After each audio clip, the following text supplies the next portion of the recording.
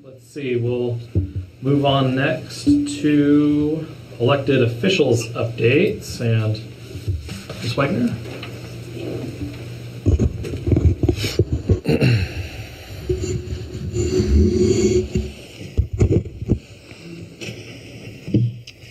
Okay, Kylie Wegner, County Assessor. Is this on? Yeah, if you can even take the microphone out too, if you need to. In a special BOC meeting held September 23rd, Commissioner Trost announced that the county would be contracting with a firm to perform a forensic audit. The cost of the audit was quoted at $125,000 and not to exceed $150,000. The bid was approved by both Commissioners Hollinger and Coker after minimal discussion. The forensic audit would focus on specific areas. According to the bid, Phase 1 would be a preliminary assessment of district distributions and a detailed sampling of approximately 10% of the county district's distributions.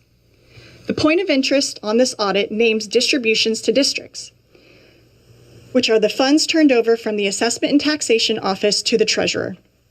Page 11 of the bid states that the phase will be to conduct preliminary interviews with designated county staff to gain an understanding of circumstances and records involved with the county's concerns related to district distributions from July 2019 through June 2024. During the special meeting, Commissioner Coker asked fellow board members if there was a need for any other departments within the county to be a part of the discussion or the process. Commissioner Trost answered with no, not at this time, he believed. Commissioner Trost's answer to Mr. Coker's question seemed a bit strange, considering that the funds are turned over from the tax office to Treasury. Current Treasurer Nick Vicino relies on the help from the tax office staff for many Treasury duties, including past distributions. Immediately, a red flag went up. I had already brought this to Nick Vicino's attention on June 2nd, 2025. I made him aware via email that the distributions made to the districts were not correct. There were 3 districts not paid and several paid incorrectly, not to mention they were paid out of an incorrect line item. The reason I was able to make this discovery is that we provide Department of Revenue with a report every year called the Summary of Taxes Collected. It requires us to request balances from the treasurer and put those balances on our report. There was more than $1.1 million in a line item that shouldn't have been there. This prompted my office to dive in deeper to find out what was actually happening. Upon further investigation, we discovered that the County General was one of the districts that did not receive payment. This is in the amount of $64,103.49. The 4-H district was also not paid in the amount of $10,806.51. I encouraged Treasurer Vicino to take it to the board so it could be presented at the next budget meeting. He did just so, but to my surprise, after attending the June 16th budget meeting, this issue was never raised. I came fully prepared to discuss the issue and provide my documentation. When I reached out to Treasurer Vicino and asked if he'd actually notified the BOC, he confirmed in an email sent to myself on June 17th that he had notified them the week prior. When I pressed him on the issue of transparency and why it wasn't brought up to the public, he said they, meaning the board, didn't think it was the time or place.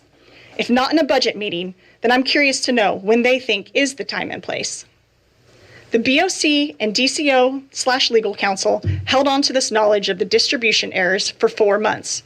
Now they want to pay an audit firm $25,000 to begin the preliminary assessment on something they already knew about but didn't feel it was the right time to disclose to the public. For a board that can't get through a meeting without using the word transparent, it seems very orchestrated on how they were going to tell the public. Spending $125,000 to act transparent is a misuse of funds. And Trost mentioned in that special meeting, no other department was involved, or no other department's involvement was needed at this time. Again, another huge red flag. Commissioner Trost also states that this is time sensitive because they want the districts to know exactly what they have going into budget season, County General included. They had this information prior to this year's budget and failed to disclose not only to the district, but to the public as well. For a broke county, $64,000 would sure go a long way.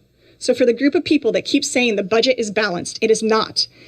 There is money still owing, and per statute, those districts are entitled to interest.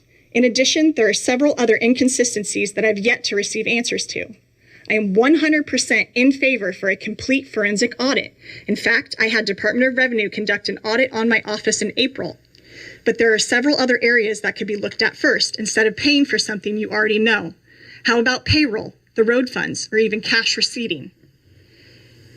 I'm sure soon after tonight, the BOC will do a press release trying to discredit me and my findings. But I will never apologize for coming forward with the truth, be it the county finances or the disrespect from a county employee who you, the board, have given all-encompassing power. I will continue to teach my children to speak up, even if it inconveniences the people at the top. Regarding your last press release about your unbiased investigation, I have yet to see it. All three of you know what disrespectful things were said and done to me. I highly doubt you guys get invited to meetings to doll up the place, but rather for your ideas and your input. In that release, you don't even deny that those were sent to me. You just don't take issue with the behavior. So the fact that you end the press release that you were all dedicated to a respectful and professional work environment is laughable. Commissioners Trost and Commissioners Hollinger, you both serve on separate school boards. This should be alarming to our community and its citizens that the two of you find this type of behavior acceptable. And Commissioner Coker, your silence on the matter speaks volumes.